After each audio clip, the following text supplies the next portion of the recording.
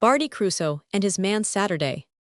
I hope you remember that I told you that the story of Barty and the Good Wolf was the kind of story which could go on, and that when it stopped it could begin again.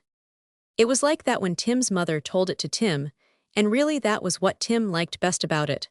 That sudden way it too had of beginning all over again with something new just when you felt quite mournful because you thought it had come to an end. There are very few stories like that, very few indeed, so you have to be thankful when you find one.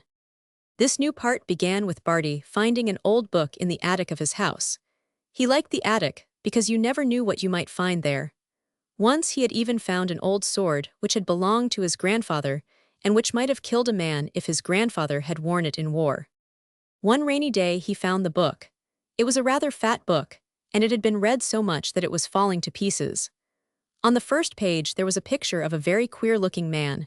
He was dressed in clothes made of goat skin, he carried a gun on one shoulder and a parrot on the other, and his name was printed under the picture, and it was Robinson Crusoe. Now Barty was a very good reader for his age. He had to spell very few words when he read aloud, so he sat down at once on the attic floor and began to read about Robinson Crusoe as fast as ever he could. That day he was late to his dinner and was late for bed, and as the days went on he was late so often that his mother thought he must be losing his appetite. But he was not.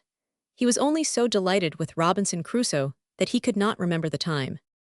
That week the Good Wolf was away on very important business, and if Barty had not had his wonderful book to read, he might have felt lonely.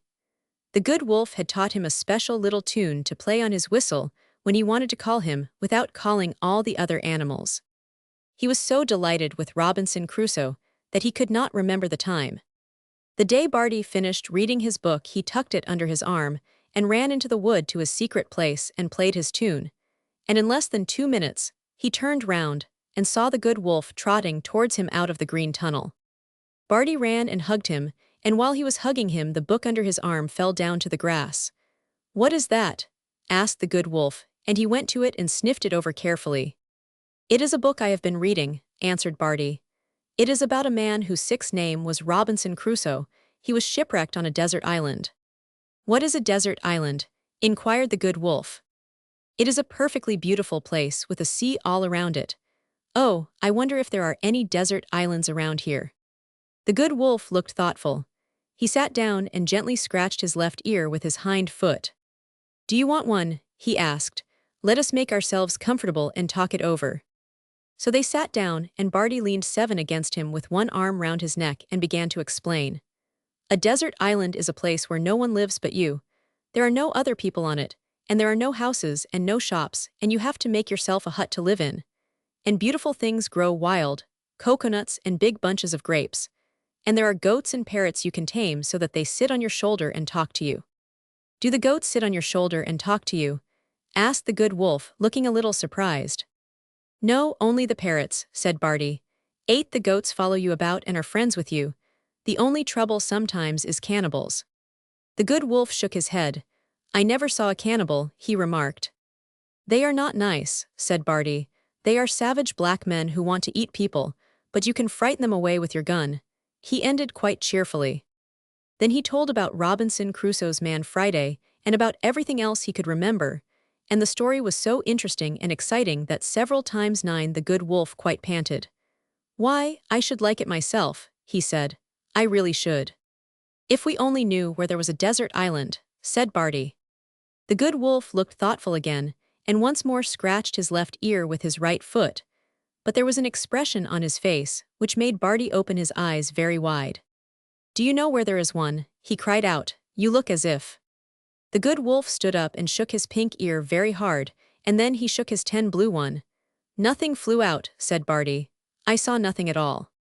"What flew out did not fly out here," answered the Good Wolf. "It flew out in the place where it was wanted, 10,000 miles away." Barty caught his breath and clapped his hands. "I know something nice is going to happen," he shouted, "and it's something about a desert island." "Get on my back and clasp your arms around my neck and shut your eyes," the Good Wolf said. "This is not a trifling matter." Barty scrambled up joyfully and did as he was told. The Good Wolf's fur felt soft and thick when he laid his face against it. He shut his eyes tight, and then just for a few moments he felt as if they both were almost flying over the ground. They went so fast indeed, and the air sung so in his ears as he rushed through it that it made him feel drowsy, and he soon fell asleep. Monkeys swinging. When he felt himself waking, he was quite warm, as if the sun were shining on him. There was a sound in his ears 12 still. It was not the rushing of the air but a sound like rushing of water, which he had never heard before. He had never seen the sea and knew nothing about waves except what he had read in the story of Robinson Crusoe.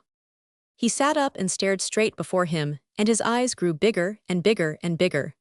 He was sitting on a snow-white beach, and there before him was spread the great blue ocean, and its waves were swelling and breaking into snowy foam, and rushing and spreading and curling on the sand.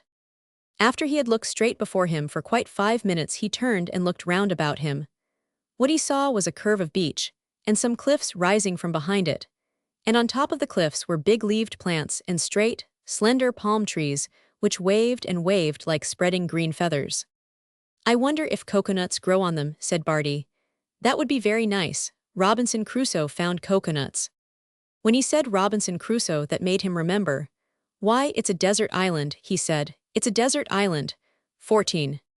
Then, of course, he remembered about the good wolf, and he turned round to look for him. And there he sat on the sand a few feet away. "Were we wrecked?" asked Barty. "Well, not exactly wrecked," answered the good wolf, "but here we are." "Where is here?" asked Barty. 10,000 miles from everybody," said the good wolf. "Oh," said Barty, and his mouth was very round.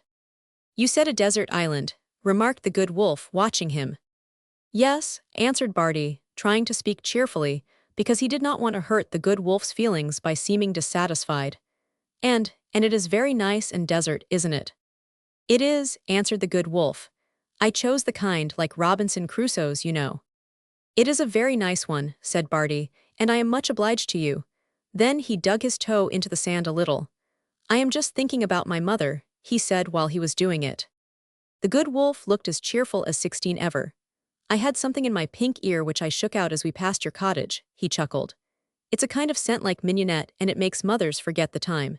It's very useful in case of long journeys, because when you come back they never say, 'Where have you been?' They don't know how long you have been away. I shook out a whole lot when we passed your house, and I heard your mother say, 'How sweet the mignonette smells today.'" Barty's face was quite cheerful by the time the good wolf had finished. "I'm so glad I know you," he said. "You can 17 do everything, can't you?" The good wolf looked thoughtful again, which makes 3 times, and he scratched his ear with his hind foot more seriously than ever. "Look here," he said. "There is something I shall be obliged to tell you." "What is it?" asked Barty, feeling very much interested. "I can't do everything on desert islands." "Can't you shake things out of your ears?" exclaimed Barty. "No," answered the good wolf, "I won't deceive you, I can't." 18. Barty could hardly gasp out, "Why?" "Just cast your eye on them, just look at them," said the good wolf. "You have been too much excited to notice them before. Do they look as if I could shake things out of them?" Barty did look at them, and he did gasp then. His voice was almost a whisper. "No," he answered. The tall pink ear and the tall blue ear had dwindled until they were only ordinary bad wolf ear size. "There is something in the air of desert islands that makes them dwindle away," the good 19 wolf explained. "I could not shake a pin out of them now." Barty drew a long breath, stood up straight, and dug his strong little hands into his pockets. "Well," he said cheerfully, "all right. I asked for a desert island and I've got one. We shall have to look for everything and make everything exactly like Robinson Crusoe did. I believe it will be more fun, don't you?" "Sure of it?" chuckled the good wolf. "Quite sure of it. If we could shake everything out of our ears when we wanted it, it would be scarcely any fun at 20 all. It doesn't make me feel mournful." "It doesn't make me feel mournful either," said Barty. "Think what a lot of things we shall have to do." "Yes," the good wolf answered. "We shall have to find a place to sleep in, and things to eat, and a fire to cook them with."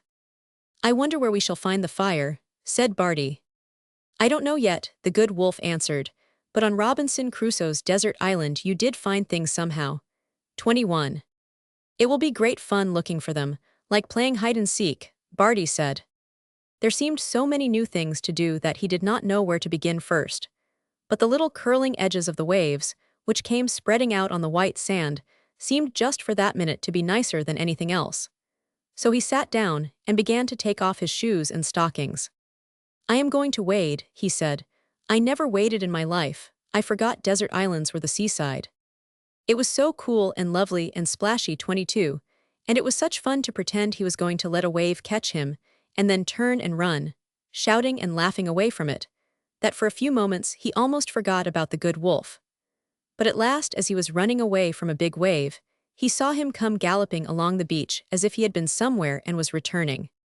"Where did you go?" called Barty. "Come along with me," said the good wolf, "and I will show you." They turned and went back to where the rocks were. There was a large circle of them, and inside the circle was a pool of 23 quiet, clear water. "Here is something better than waiting," said the good wolf. "I felt sure this was here. It is just the kind of a place you find on a desert island when you want to learn to swim. Take off your clothes and I will take you in and teach you." Barty took off his clothes in 1 minute and a half. "Come on," said the good wolf. "Catch hold of my hair and hold tight just at first." And in he jumped and Barty with him. The water had been warmed by the sun 24 and was as clear as crystal.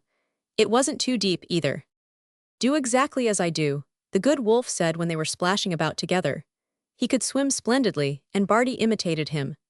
At first, he held onto his friend's thick, shaggy coat with one hand and paddled with the other, and kicked his legs. When he had learned what to do with his hands and feet, the good wolf made him splash about in the shallower places until he began to feel quite brave, and actually swam a few strokes alone. "I never thought I should learn 25 to swim," he kept shouting joyfully. "See, I'm keeping up all by myself." "Of course you will learn to swim," said the good wolf. "It is one of the first things you have to do when you are wrecked on a desert island." By the time they decided to come out of the water, Barty knew that it would not be long before he could swim as if he were a little fish. He felt so proud and happy that he sang out loud as he ran up and down in the sun to dry himself before he put on his clothes again. There are no towels on desert islands. "What shall we do next?" asked Barty when he had finished dressing. "Well," said the good wolf, "supposing now that I could shake things out of my ears, what do you think you should ask me to shake out first?" Barty did not think many minutes. "My belt," said Barty, "is rather loose by this time. If you could shake things out, I think I should ask you to shake out some dinner." "It's what I should have chosen myself," said the good wolf. What Robinson Crusoe did on his desert island when 27 he wanted his dinner was to go and look for it until he found it. "Yes," said Barty, "I suppose we shall have to go and look too." "All right, it's part of the game," said the good wolf. Then he looked at Barty a little anxiously. "Are you very hungry?" he inquired. "Yes," said Barty, quite like a soldier. "So was Robinson Crusoe. That's part of the game too." "Come on," said the good wolf. "You are a good companion to be shipwrecked with. There are boys of your age who might have cried and said they wanted to go home." "Oh, but I said a desert island," answered Barty. "And I meant a desert island. And it will be splendid finding something good to eat when your belt is as loose as mine." The good wolf smiled a smile which reached to his ears, and off they went towards the place where the trees were. Chapter 2. Monkey Tag. As Barty and the wolf walked along together, they talked about Robinson Crusoe in the book. "His ship was wrecked on the rocks and broken all to pieces," said Barty. "But we did not come in a ship, did we?" "No," answered the wolf. "And barrels and boxes full of biscuits and things floated about in the water, and he swam after them. It would be rather nice to see a box of biscuits now, wouldn't it?" Barty said. "Is your belt very loose?" asked the good wolf. "It never was as loose as this before," said Barty. "Buckle it a little tighter," said the good wolf. So Barty buckled it one hole tighter. They walked along the shore till they came to a place where they could begin to 31 climb the green cliff. Then they climbed and climbed and climbed, and the grass grew greener and thicker, and there were flowers growing on every side and bushes with birds singing on them, and the birds were all sorts of lovely colors. Some of them stopped singing just to look at Barty. "They have never seen any boys before," remarked the good wolf. "Do you think they like them?" asked Barty. "You ought to go and see," the good wolf answered. On one of the nearest bushes a bird was 32 sitting, which was prettier than all the rest. It had a white body and breast and soft blue wings and crest. Barty crept towards it with gentle little steps. He hoped very much that he would not frighten it. It did not look frightened. It put its head on one side and watched him. Then Barty took his whistle out of his pocket and softly played the tune the good wolf had taught him. The bird put his head on the other side and listened as if he were pleased. He was very attentive until Barty had finished, and then suddenly he flew up in the air and fluttered round and 33 round about, singing the tune himself. "He is answering me," cried out Barty joyfully. He learned the tune in a minute. "He is a clever bird," said the good wolf. "Perhaps he knows a whole lot of things." "I believe he likes me," said Barty. "I believe he does." "All birds know a good thing when they see it," was what the good wolf said with his wisest air. "All animals do. I am an animal myself. You never threw a stone at a bird, did you, by the way?" 34. Barty stood quite still and looked at the ground, thinking very hard. "I never threw a stone at anything," he said when he looked up. "Ah," said the good wolf. "Such a good plan that, never to throw a stone at anything. In fact, it's a good plan never to throw anything at anything. I shouldn't be surprised if you find your desert island ever so much nicer just because you're like that. Animals know, I tell you, so do fairies. Look at the bird." Barty was looking at it. It flew a few yards ahead of him and perched on a slender 35 young tree, making funny little chirping noises. "It sounds," said Barty. "Why, it sounds as if it were saying, 'Trot along, just as you did when we went to the snow feast." "I did not see it at the snow feast," the good wolf said. "But perhaps it had a relation there. If it says, 'Trot along, let us trot.'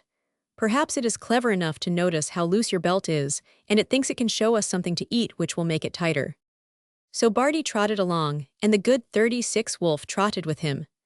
The bird with the blue crest flew before them, and Barty was quite sure it was showing them the way somewhere, because every now and then it stopped and perched on a bough and sang its little song. They went up the hill and up, until they came to a place where they suddenly found themselves on the edge of a green hollow, and the minute they saw it the good wolf cried out, "There's something we want," and trotted down as fast as he could to a big, clear pool which lay at the bottom of the hollow, and began to lap quickly.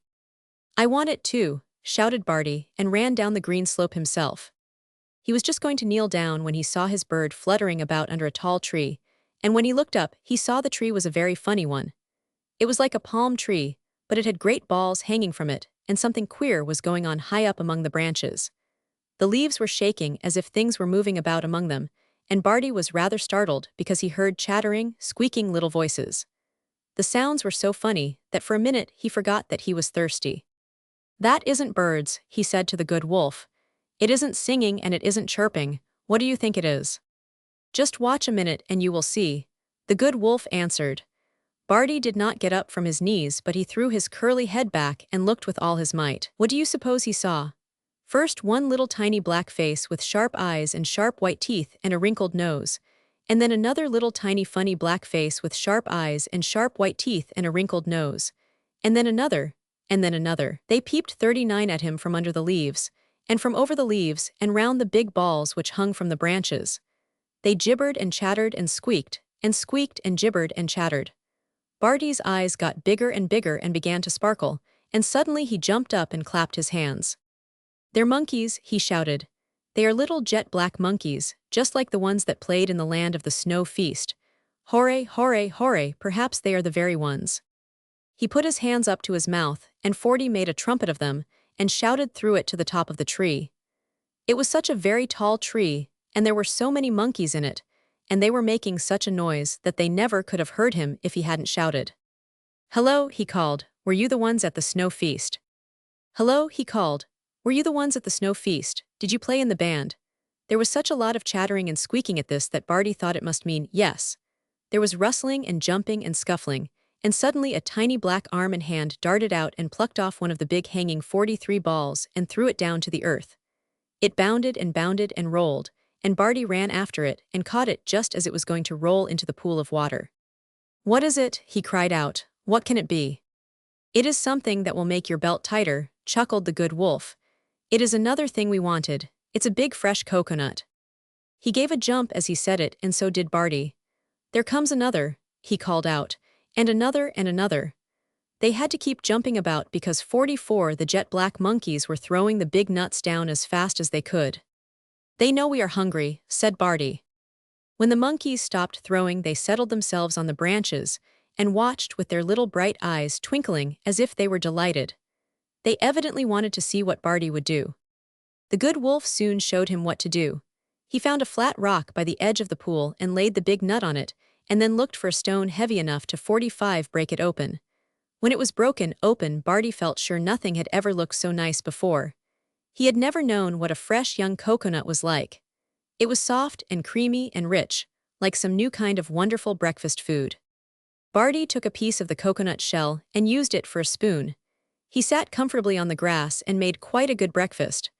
The blue and white bird watched him, and the jet-black monkeys watched him, and the good wolf watched him. Presently the blue and white bird flew 46 down from the twig she was sitting on and began to peck very hard at some green leaves growing among the grass. She was so busy that the good wolf stopped watching Barty and began to watch her. "That is a very clever bird," he said in a few minutes. "I believe she knows more about desert islands than people who have been to school for 10 years. Barty stopped his coconut shell spoon halfway to his mouth. "I believe she is trying to dig up something," he said. "Claws are stronger than beaks," said the good wolf. "I will go and help her." He went to the place where the green leaves grew, and the minute he came near her the blue and white bird hopped out of his way and hopped on to the nearest bush and sang the little whistling song she had learned from Barty. It sounded so like talking that Barty almost shouted with delight. "She says all right," he cried out. "That is bird talk." The good wolf had begun to be very busy himself. He was digging very fast 48 in the earth with his claws. Soon Barty saw he had dug up the root of the green leaves, and it looked like a nice potato. He looked quite pleased and excited, and went on digging and digging until he had dug up 6 fine roots, and then he sat down by them and panted delightedly, with his nice big red tongue hanging out of his mouth. "Well," he said, when he found his breath again, "the intelligence of that bird is beyond everything. What would you think of a hot roast potato when your belt got a little loose again?" 49. "I should love it," answered Barty. "Sometimes my mother lets me roast a potato for myself, and it is nicer than anything." The good wolf looked down at his 6 roots and chuckled. "Bluecrest has shown us something just like potatoes, only nicer. There are plenty of them growing about here. We can always dig them up, and when we have roasted them, we can get some of the salt that has dried on the rocks by the sea to eat them with. What do you think of that?" 50. Barty was too joyful for anything. "It is just like Robinson Crusoe," he cried out. Just, he was always finding things." "That's the advantage of a desert island," answered the good wolf. "You find everything when you have looked for it long enough to give you a beautiful appetite. Nobody could live on desert islands if they were not like that." Running with Dog. Chapter 3. When the good wolf made his remark about the convenience of desert islands, such a chattering broke out among the black monkeys, in the high branches, in the coconut tree, that Barty threw his head back as far as he could to see what was happening. "Why," he cried out the next instant, "they are all sitting together at the very top of the tree as if they were holding a meeting. I am sure they are talking to each other about something important." "Perhaps they are talking about us," the good wolf said. "I do think they are," laughed Barty. "They keep turning their heads to look down on us." Then he jumped up and stood on his feet and shouted out to them as he had shouted before. "Hello," he said. "I don't know whether you are 55 the ones who played in the band at the snow feast, but will you be friends? Let us be friends." They all chattered so fast at this, that it seemed as if they had gone crazy. "You can't understand what they say," said Barty, "but I believe they mean that they will." "Ah, they'll be friends," the good wolf answered. "You see, there is something about you that makes friends." "Is there?" cried Barty, quite delighted. "I am glad. I wonder what it is that does it." 56. "Well, you're a jolly little chap," said the good wolf. "You've got such stout little legs, and you always seem to be enjoying yourself." "I am always enjoying myself," Barty answered. "I'm enjoying myself now enormously. What shall we do next?" The good wolf scratched behind his right ear, and Barty saw it was that thoughtful sort of scratch of his, the one he scratched when he was turning things over in his mind. "Well," he said, after being quiet for a few moments, "Robinson Crusoe looked 57 for a good many things that first day, didn't he?" "Yes, he did," murmured Barty. "Now what do you think we had better look for first?" the good wolf asked him. "What do you think?" said Barty. "I want you to tell me," replied the good wolf. "It's your desert island, you know, and you ought to take some of the responsibility." Barty stood still and looked down at the ground, and the crowd of black monkeys at the top of the tree looked down at him and stopped chattering, as if they 58 wanted to hear what he would say. After about a minute he looked up. We can't roast potatoes unless we have a fire, and we can't have a fire unless we have some matches, and we haven't any matches, he said. The good wolf shook his head seriously. No, we haven't any matches, he answered. Do you think we should find any if we went to look for some? Barty asked, feeling rather uncertain. The good wolf got up and shook his fur coat thoroughly. There is no knowing what one may find on a desert island, he remarked. There is absolutely no knowing. Then he stopped a minute. Is that all you can think of just now? He asked Barty. Just look about you. Barty looked about him on the grass and under the trees, but he saw nothing which made him think of anything new. Look all about you, said the good wolf. So he looked not only on the ground, but up into the tree tops and over them into the sky. It looked very blue and hot 60 and beautiful, but far away he saw a rather small cloud of a very queer color. It was purplish black and had ragged edges. It's a storm cloud, said the good wolf, looking serious, and it's coming towards the island. Do you see the wind beginning to stir the tops of the trees? Yes, said Barty, looking rather anxious himself. On Robinson Crusoe's desert island there was a kind of storm they call a tropical storm. I don't know what tropical means, but the storms were dreadful. Is there going to be one now? 61. There is, said the good wolf. Tropical storms are storms in the hot countries, and they are not nice to be out in. Barty gave a shout. Then it's a house we must find first, he said, as quickly as ever we can. We can't stay in the forest because the wind roots up the trees and the lightning strikes them and they fall crashing and crashing. We must find a house or a place to hide in. Could we run back to the beach and dig a hole in the sand and creep into it? The kind of storm that cloud is bringing here, answered the good wolf. Will 62 lash the sea into waves like mountains, and they will roll in and cover the beach like a big tide. The tree tops are beginning to shake now, and the monkeys are chattering as if they were frightened, said Barty. It's very queer and exciting. We must get away from the trees, said the good wolf. Are you frightened? Yes, I am frightened, answered Barty, but there isn't any time to cry. Shall we run as fast as ever we can and look about us everywhere while we are running? 63. Yes, answered the good wolf. We had better run to a place where there will be nothing to fall on us. 1 to be ready, 2 to be steady, 3 and away. And off they both started as fast as they could, and left the monkeys chattering and screaming behind them. There were trees everywhere except near the shore, so they ran back towards where the sea was. If we stay on the cliffs, the mountain waves won't dash up that high, will they? Barty panted as he ran. No, they won't, answered the good 64 wolf, but the wind may blow us off the cliffs into the water. I don't see any house anywhere, said Barty. Neither do I, said the good wolf. You don't find houses on desert islands, you have to build them. Barty's stout little legs were flying over the ground faster than they had ever flown before, and he was in such a hurry he could scarcely find breath to speak, but he gave a little gasping laugh. There isn't much time to build 165 now, he said, and the good wolf grinned from ear to ear. How they did run, over the grass and up the slopes and down the hollows and over the green gullies. The wind came in hot puffs and shook the tree tops, and the purplish-black cloud looked more ragged than ever, and was growing bigger and coming nearer. By the time they got to the bottom of the long green slope, which led to the top of the cliff, they had to stop a few moments to take breath. It was just then that Barty thought he 66, saw a little black head dart out of the long grass, and then dart back again. Did you see anything near that big leaf? He asked his companion. No, answered the good wolf. I thought I saw something, but perhaps I didn't, Barty said. Then they began to climb the long green slope, and it was very steep, and the hot puffs of wind seemed to rush down it to push them back.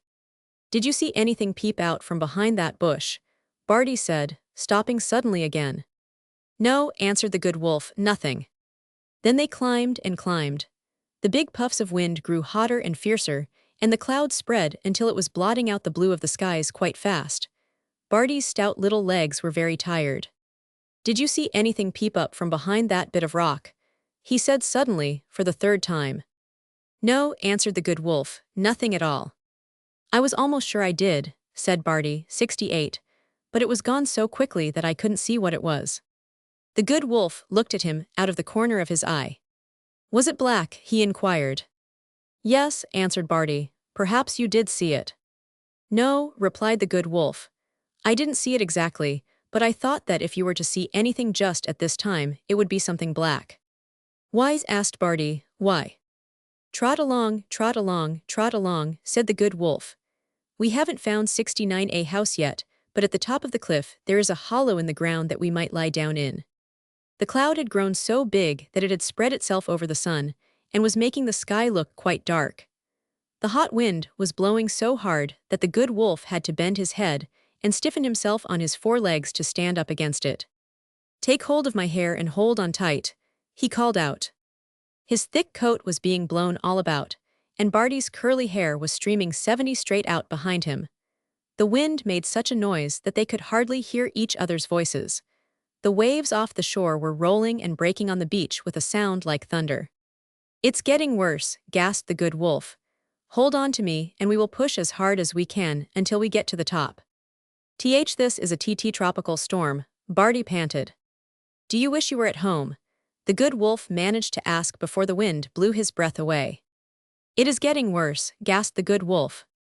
No, not yet, Barty managed to shout back, almost without any breath at all. Said a desert island. Why you are a jolly little chap, the good wolf shouted back. Why you are a stayer, hold on to me tighter, here's a big blow coming. It was such a tremendous blow that they had to throw themselves flat on the ground and let it pass over them. But they were nearly at the top of the cliff by this time, and after a few more battles and gasping short runs, they reached the place where the green 72 hollow was, and threw themselves down into it, and huddled close together. They lay there for some time, before they could get their breath again. The purple-black cloud looks as if it were dragging in the sea, and flashes are coming out of it, said Barty, when he could speak. As soon as he could get breath again, the good wolf sat up, and scratched behind his ear very seriously. What has happened? Cried Barty suddenly. It seems as if the wind had stopped all at once. 73. I'm afraid it hasn't stopped for long, the good wolf answered. I don't like the look of this at all.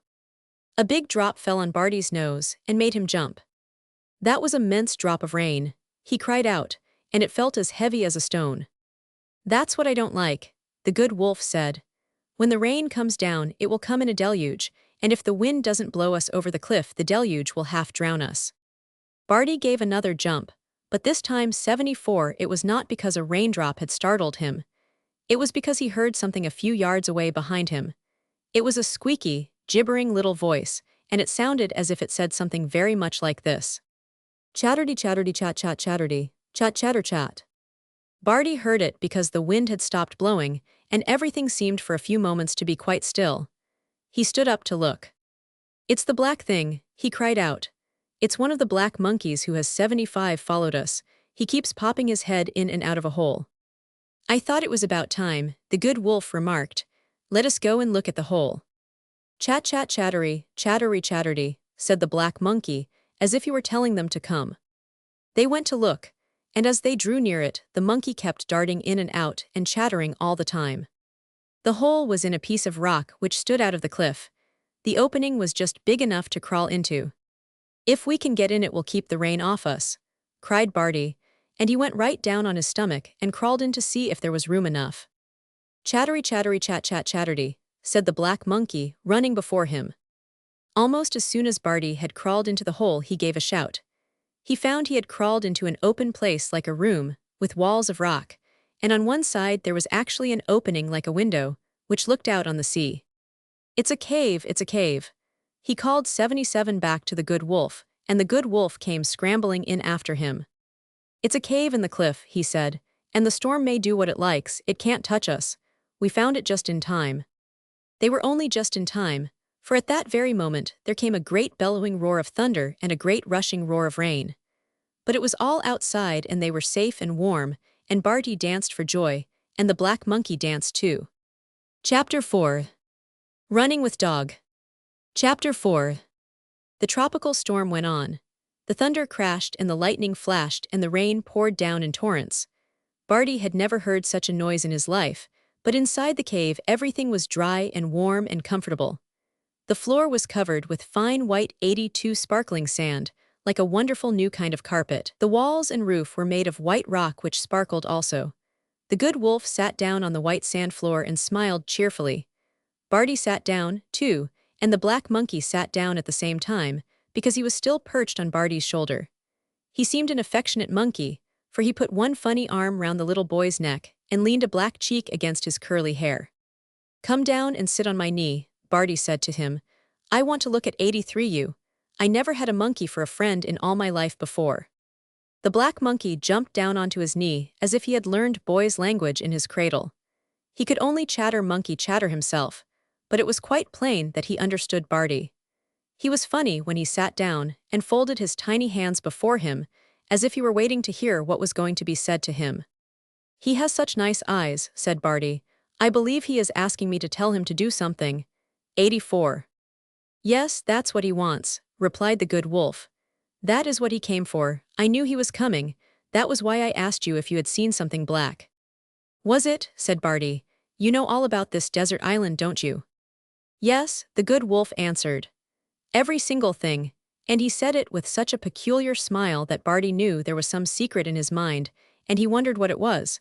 But he did not ask because he felt sure that the good wolf would tell him some time.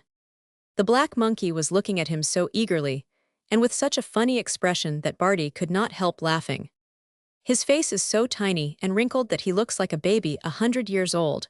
Only babies never are 100 years old," he said. "Will you stay with me?" he asked the monkey. "If I were really Robinson Crusoe and you were bigger, you might be my man Friday." "Chat chat chattery chatterty chatterty," replied the little black creature, getting so excited that he quite jumped up and down as if he could not keep still. 86 He chattered so hard, and his chatter sounded so much as if he were talking that it made Barty laugh more than ever, and put a queer new thought into his head. "It seems as if he were trying to say Saturday," he cried out. "Perhaps he is saying it in monkey language. I'm going to call him that. If he isn't a man Friday, he can be a man Saturday." And Man Saturday seemed so pleased, and the good wolf thought it such a good idea, that Barty was delighted and hugged his new little black friend quite tight in his arms. "Things get nicer and nicer," he chuckled. "I wouldn't have missed coming to this desert island for anything. Tropical storms come very quickly and go very quickly." Suddenly, this one seemed to end all at once. The thunder stopped, and the lightning stopped, and the rain was over, and the huge black cloud disappeared, and out came the blazing sun looking as if it were pretending that it had never been hidden at all. Barty and the good wolf went to look out through the big hole in the wall of the cave, which was like a window. Everything 88 was sparkling, and blue and green and splendid again. The sea and the sky and the grass, and the trees all looked so beautiful that Barty stood and gazed out of the window for about 5 minutes, forgetting everything else. Then suddenly he turned and looked around the cave. "Where is Saturday?" he cried out. The good wolf turned and looked about too, and after he had done it, he shook his ears in a mystified way. "I don't see him anywhere," he said. "He is not in that corner, and he is not 89 in that one, and he is not in that one, and he is not in the other one.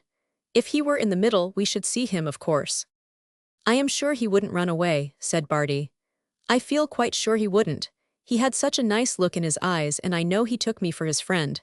And I took him for mine. When people are friends, they don't run away." "Oh no," answered the good wolf. "Certainly not. Let us walk slowly all round the cave and look very carefully. This cave is a queer shape and it may have corners we can't see just at first." 90. So they walked round side by side and looked very carefully indeed. Once they walked round, twice they walked round, 3 times they walked round, and then they stopped and looked at each other. The good wolf sat down and scratched his ear with his hind foot in a very careful manner, and Barty put his hands in his pockets and whistled a little, quite thoughtfully. But almost the very next minute he cheered up and his face beamed all over. "Why," he exclaimed, "you see, if he is my man Saturday, he has things to do for me. I've not lived on a desert island 91 long enough to know what they are, but I dare say they are very important. I believe he has gone to do something for me which he knows is his duty." The good wolf stopped scratching his ear with his hind foot, and became as cheerful as Barty. "Of course," he exclaimed emphatically. "You are a very clever boy to think of that. You always think of the right things at the right time, instead of thinking of the right things at the wrong time or the wrong things at the right time, which is very confusing." 92. "Shall we go outside and see if he is anywhere about?" said Barty. "That is a good idea too," responded the good wolf. "You are full of good ideas, and they are the most useful things a person can have on a desert island. They walked down the cave. It was rather a long cave, towards the narrow passage which led from the hole outside to which Saturday had led Barty. As they came to the entrance to it, they both drew back to look at something very queer which was coming towards them through the passage itself. It certainly was the 93 queerest thing Barty had ever beheld since he had been a boy, and the good wolf himself looked as if it seemed a queer thing even to him. It would have seemed queer to you, too. What it really was Barty could not possibly have told, but what it looked like was a bundle of dried leaves bound together by long grass, and walking over the ground by itself as if it were alive. "It is walking, isn't it?" asked Barty, too much astonished to be sure his eyes did not deceive him. "It certainly is," the good wolf replied, 94. "There is no mistake about that, and though I am Noah's Ark wolf and have lived for ages and ages, I have never seen a bundle of dry leaves walk before. It is very interesting indeed." He actually sat down to watch it, and Barty leaned forward with his hands on his knees and gazed with all his might. On it came. It did not walk fast at all, but rather slowly as if it found it rather hard to get along, which seemed very natural, because no bundle of dried leaves could have had much practice in walking. Barty leaned forward with his hands on his knees, and gazed with all his might.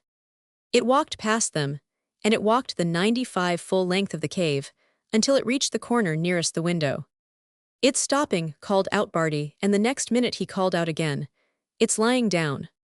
It did lie down, almost as if it were tired, but it did not lie still more than a minute.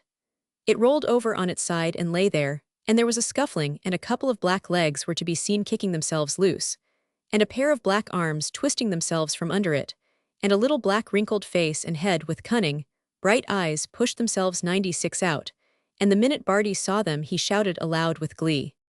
"Saturday, Saturday, Saturday," he cried out. It was Man Saturday all the time. He was carrying the bundle of leaves himself, and it was so big and he was so little and the leaves hung down so that we didn't see him. Man Saturday came running across to his little master. It was plain to be seen that he was so pleased about something that he did not know what to do. He caught hold of Barty's hand, and chattered at him 97, and tried to pull him towards the corner. "He wants me to do something," said Barty. "He brought the leaves for something. He wants me to find out what they are for." Man Saturday danced before him to the corner where the bundle of leaves lay. He began to pull at the twigs which tied them together, and Barty knelt down and helped him.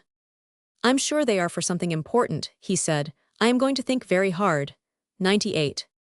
He stood up and put his hands in his pockets, and he stood astride because boys can often think harder when they stand that way. Man Saturday tried to imitate him, but as he hadn't any pockets, he put his hands on his hips and held his head on one side while he watched Barty with his sharp little eyes, all eagerness to see if he would find out what he meant. He looked so funny. "You couldn't eat them however loose your belt was," Barty said, looking at the leaves.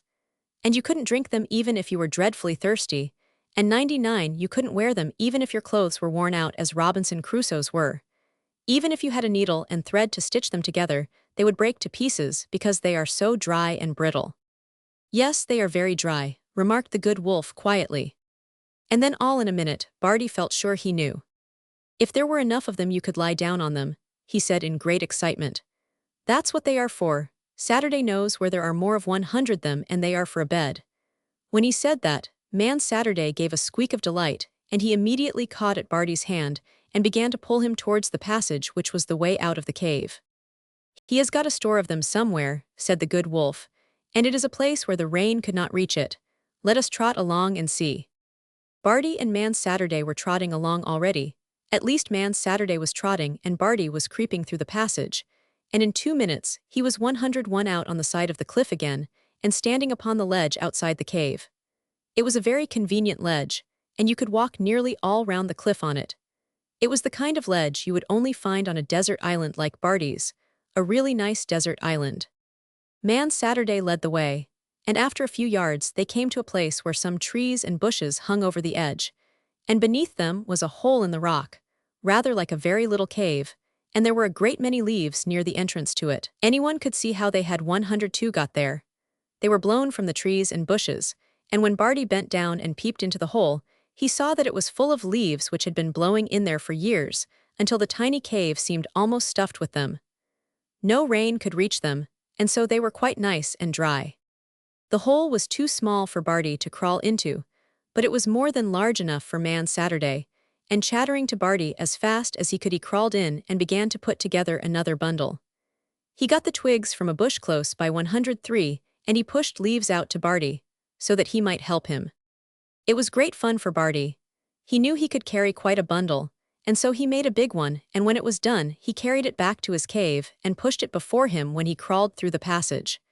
Man Saturday brought one suited to his own size, because he was determined to work too. Then they went back and made more bundles, and the good wolf carried a big one on his back. In about half an hour, the corner of the cave had a beautiful soft, heaped up, dry leaf 104 bed in it, and Barty was rolling over and jumping and turning somersaults on it, and Man Saturday was jumping about with him. The leaves were piled so high and were so springy to jump on that it was like dancing in a haystack, but rather nicer. "Now," said Barty, stopping a minute to take breath after turning 6 somersaults on end, "we have a beautiful bath, and we have a house, and we have a bed, and we have a Man Saturday, and we found something to eat when we looked, and I believe we shall find something more when 105 we look again. I think just now I will lie down and have a sleep. Running very hard in storms does make you sleepy." "That's a good idea too," answered the good wolf. "I believe I should like to curl up and get a few thousand winks myself. 40 wouldn't be enough." And he did curl up at the bottom of Barty's big bed of leaves, and almost before he had time to do it, Barty had curled up too, like a squirrel in a nest, and he was fast asleep, and so was little Man Saturday, who curled up close beside him. Chapter 5. Pirates. Chapter 5. Barty's bed of leaves was so comfortable that he slept all night like a dormouse, and never rolled over once. There is no knowing when he would have opened his eyes if he had been left to himself, but when the sun had risen and begun to make the blue sea look as if it 110 were sparkling with diamonds, he suddenly awakened and sat up to listen to something he had heard in his sleep. What he had heard was Blue Crest. There she sat on the edge of the cave window, whistling the calling song she had learned from him the day before. "Hello," said Barty. "I'm glad you've come back. I wondered where you were in the tropical storm." Blue Crest spread her wings and flew into the cave to perch on his wrist. She sang a little song of her own. She was saying "Good morning," and letting him know she was glad he had 111 come to the desert island. Barty whistled back to her and stroked her feathers with his fingers, and lifted her up to put his cheek against her soft wing. Anyone would like to be wakened by a bird who was tame enough to sit on one's wrist and sing. "But where is the good wolf? And I don't see Man Saturday," he said suddenly, looking round the cave. Blue Crest spread her wings and flew to the cave window again. Barty scrambled down from his leaf bed and followed her. It was a very nice window to look through. 112, you could see so much sea and sky, and the white beach seemed so far below, and when he looked down, Barty saw where the good wolf and Man Saturday had gone. They were standing in the sands together, and looked as if they were very much interested in something lying near them. Barty was just wondering what they were doing when he was so startled by something that he jumped. There was a sudden sound of the flapping of wings, and a large white bird rushed past him quite close to his face. It flew out of a round hole in the front of the cliff, and 113, the sight of it made Barty think of something. "If she were a hen, I should know there were eggs there," he said, "and that would be convenient." The truth was that getting up had made him think of breakfast, and breakfast made him think of eggs. Blue Crest put her head on one side and gave 3 cheerful chirps. Then she flew to the round hole and disappeared inside. In about a minute she appeared again standing at the entrance, and she whistled Barty's call. The little boy scrambled out onto the ledge outside the cave window. He knew that she was calling him to come and look at something. By standing on tiptoe he could look into the hole, and when he looked he saw it was full of very white eggs, which was so exciting that he could not help calling out to the good wolf and Saturday. "Hello, hello," he shouted. "I'm coming and I've got some eggs for breakfast." He was putting some into his blouse, which seemed a good place to carry them, 115, when he saw the good wolf look up at him, and then saw him turn towards the cliff and begin to run. He ran up the green slope so fast that he began to gallop, and he galloped until his tail and his hair streamed straight out behind him as they had done when he was running away from the tropical storm. He was excited. Barty ran to meet him. He wanted to hear what had happened, so did Blue Crest. She flew after him. When they met the good wolf, he was quite out of breath, and so was Barty. Blue Crest was 116 knot, but she fluttered down for a rest on Barty's shoulder. "Have you a piece of glass in your pocket?" the good wolf panted out. "Yes," answered Barty, beginning to fumble in his pockets. "At least I had yesterday a piece of Grandma's old spectacles. Where is it?" Fumbling deeper and deeper. "Oh, I must have lost it, it's gone." "I thought so," said the good wolf. "It fell out of your pocket onto the beach and something has happened. Come and see what it is." You may be sure Barty did not lose any time. He had to hold 117 his blouse tight so that the eggs would not break when he was running. When he got to the beach, he found Man Saturday standing as he had seen him from the cliff ledge. He was looking very hard at the small pile of something Barty had noticed that they were watching when he first saw them. "What is it?" he cried out, feeling very much interested himself. "Don't you see anything curious?" asked the good wolf. Barty drew nearer, and the next minute he gave a shout. "Smoke is beginning to come out of it," he said. "It looks like real smoke. What set it on fire? What is that shining thing? Why, it's my piece of glass," and he made a jump towards it. "Don't touch it," said the good wolf. "The sun has been shining through it onto the leaves and has made it into a burning glass, and it has lighted a fire. That is what has happened. Now you can cook your eggs." "Let us roast them," said Barty.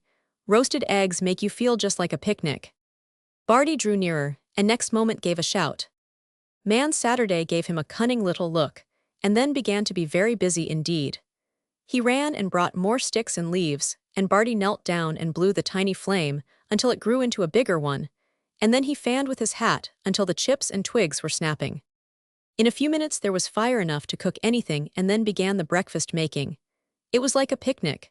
They put the eggs in the hot sand to roast and found some crystals of salt dried in the crannies of the rocks.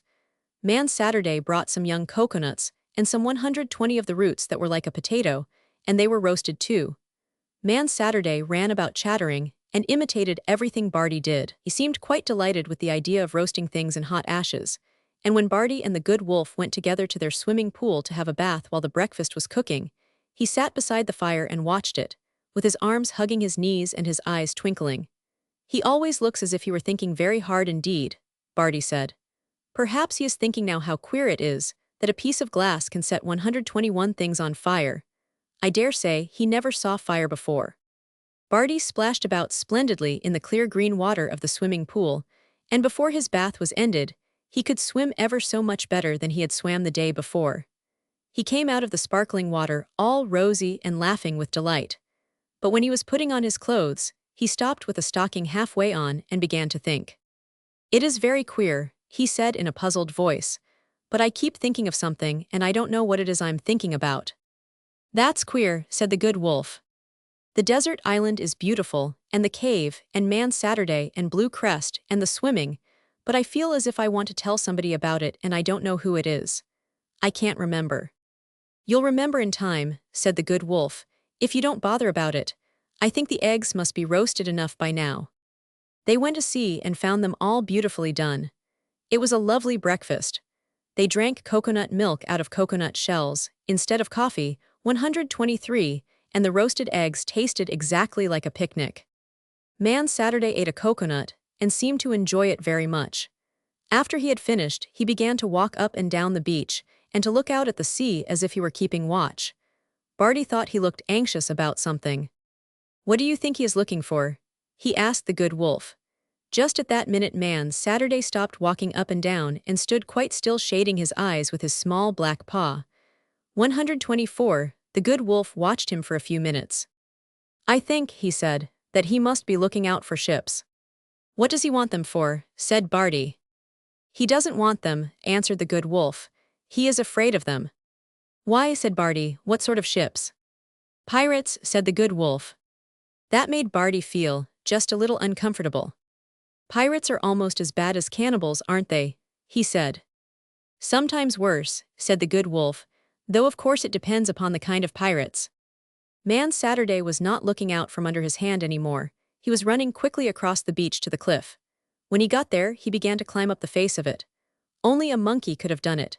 He caught hold of tiny bushes and twigs and clumps of green things and pulled himself up like lightning. In a few minutes, he was as high as the 126 cave, and he stood on the ledge and looked out from there, shading his eyes again with his black paw.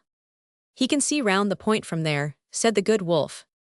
"Do you feel at all nervous?" asked Barty. "I had a good night's sleep and I have had an excellent breakfast," the good wolf said, "and I am prepared for almost anything, but pirates and cannibals are known to be very disagreeable." "But they are adventures if they don't catch you," said Barty, cheering himself up. "They are adventures if they do catch you," answered the good wolf. "The best adventure is finding out how to get away," said Barty. "Well, you see, a person comes to a desert island for adventures," said the good wolf. Barty sat and hugged his knees and looked rather serious. "Robinson Crusoe had a good many," he said. "He had to be shipwrecked before he could get to his island." "Look at Man Saturday," he said the next minute. Man Saturday was dancing 128 up and down on the ledge and looking very much excited. He kept pointing round the headland, and they could see that he was chattering though they could not hear him. "He sees something coming round the point," said the good wolf. "This is beginning to look serious." "But in adventures people always do get away," said Barty, cheering himself up again. "You see, they couldn't write the adventures if they didn't." "There, you have thought of the right thing at the right time again," said the 129 good wolf. "It's a most valuable habit. Do I see a ship with black sails coming round the point?" "Yes," answered Barty, "you do, because I see it myself. It is a very fierce-looking ship, with guns sticking out through holes, and there are black flags as well as black sails, and white bones and skulls are painted on them. It is a very fierce ship indeed." "Man Saturday is beckoning to us to go to the cave," the good wolf said. "Perhaps we would better go." Barty thought so, too, so they had 130 another run back up the green slope, and Blue Crest flew with them. They ran as fast as they had run in the storm, and when they got to the creeping in place, they were inside in 2 minutes. Man Saturday had clambered in through the window, and he was chattering as fast as he could. He jumped onto Barty's shoulder and put his arm round his neck as if he intended to protect him. Blue Crest perched on the leaf bed and sang a little thrilling song, which Barty knew was meant to be encouraging, and was also full of good advice if he could have understood it. Then all four went to the window and looked out. The pirate ship had come quite close to the shore by this time. Barty could see that there was a crowd of men on the deck, and that they looked as fierce as the ship. They had big hats, and big beards, and big mustaches, and big sharp-looking crooked swords at their sides. Some of them had taken their swords out of their scabbards and were flourishing them about. "That biggest one is feeling the edge of his to see if it is sharp," said Barty. "I 132 think he must be the captain. It would be so nice to stay in here and watch them if they wouldn't come and find us." "Chattery chattery, chat chat chatterdy," said Man Friday, pointing to make them look at something which was happening at the side of the ship.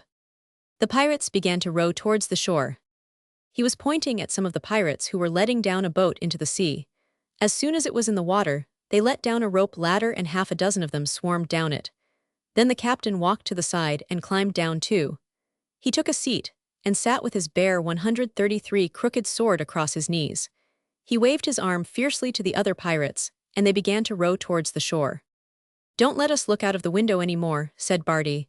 "They might see us." "I am afraid they saw us when we ran up the hill," said the good wolf. Barty rather gasped.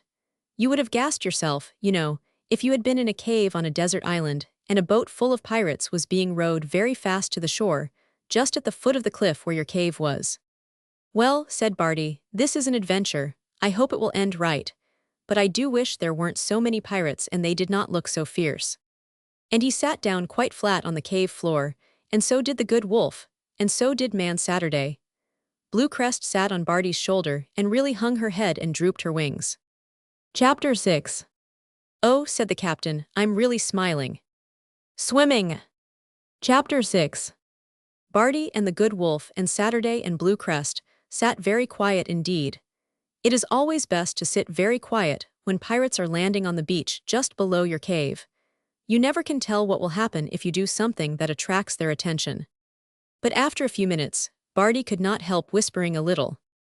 "I have only read one book about pirates," he whispered, "and they blindfolded prisoners and made them walk out on a plank until they tumbled into the sea. They slashed heads off too. Will they take us prisoners?"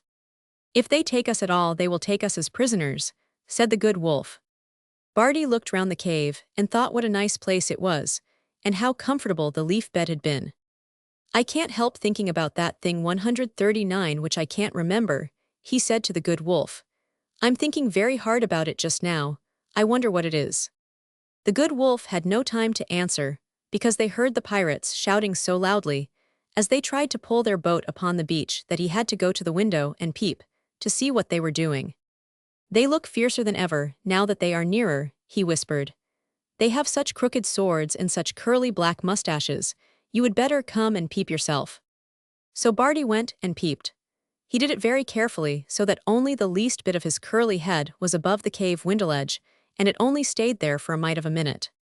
The pirates dragged their boat up on the beach with savage shouts and songs, and then they stood and looked all about them as if they were searching for something. They looked up the beach and down the beach, and then they began to look at the cliff and talk to each other about it. Barty could see they were talking to each other about it. I believe they know we are here and are trying to find out where we are hidden, he said. It certainly looked as if they were. They looked and talked and talked. At last the captain walked ahead a few dozen yards and climbed upon the rock and stood there staring up at the cliff front as hard as ever he could. Then he took a spyglass out of his satchel and he looked through that. It seems as if he is looking right at the window, said Barty, rather shaking. I'm sure he must see it. He did see it that very minute, because 142, he began to shout to the other pirates, and to wave his hat and his sword. There's a cave, he yelled. There's a cave, they are hiding in there. Then he jumped down from the rock, and ran with the other pirates to the place where the green slope began. Barty and the good wolf and Saturday could hear their shouts as they ran, and they knew they were running fast though they could not see them from the cave window. I will not say that Barty did not turn a little pale. A desert island is a most interesting place and adventures are most 143 exciting, but pirates chasing up a green slope to your cave, waving swords and shouting, and evidently intending to search for you, seems almost too dangerous. I can't help thinking of that thing I can't remember properly, he said to the good wolf. I wonder what it is. Come and stand by me, said the good wolf. Whatever happens, we ought to stand by one another. Barty went and stood by him, and put his arm tight round his furry neck. There was something about the good wolf which comforted you, even when pirates were coming. They were coming nearer and louder their shouts sounded. They had come up the green slope very fast indeed, and Barty and the good wolf could even hear what they were saying. A little boy and a wolf, they heard. They ran up the hill, they must have hidden somewhere. Then after a few minutes they heard the pirate crew on the ledge not far from the window. There must be a way in, the captain called out. Swords and blood and daggers, we must find it, daggers and blood and swords, where can it be? 145. Barty stood by the good wolf and Saturday stood by Barty and Blue Crest, stood by Saturday. So they were all in a row prepared to meet their fate. Suddenly there was a great big savage shout and there stood the pirates, all in a row, too, 6 of them staring in at the window. It was enough to frighten anyone just to look at them, with their dark-skinned faces and white, sharp teeth gleaming, and their black eyes and beards, and their hats on one side. Swords and blood and daggers, said the captain, when he saw Barty and the 146 good wolf and Saturday and Blue Crest standing in a row looking at him. Blood and daggers and swords. And he jumped over the window ledge right into the cave, and all the other 5 jumped after him. After they were all inside, there was just 1 minute in which both rows stood and stared at each other. Barty wondered, of course, what would happen next. No one could help wondering.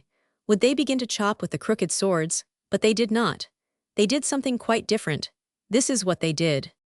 The pirate captain took off his hat with a big flourish. The captain took off his big hat with 147 a great flourish, and made a bow right down to the ground. Then the second pirate took off his big hat with a great flourish, and made a bow right down to the ground.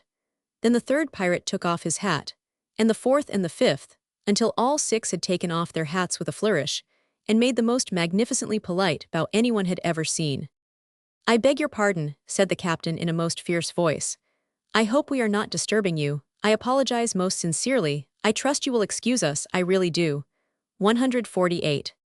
Barty's eyes and mouth opened quite wide. His mouth looked like a very red, round OY. He gasped out, How polite you are. Thank you extremely, roared the captain. We appreciate the compliment. We are not known anywhere but on this particular desert island, but if we were known, we should be known for our politeness. We are the perfectly polite pirates, and his row of pirates made 6 bows again.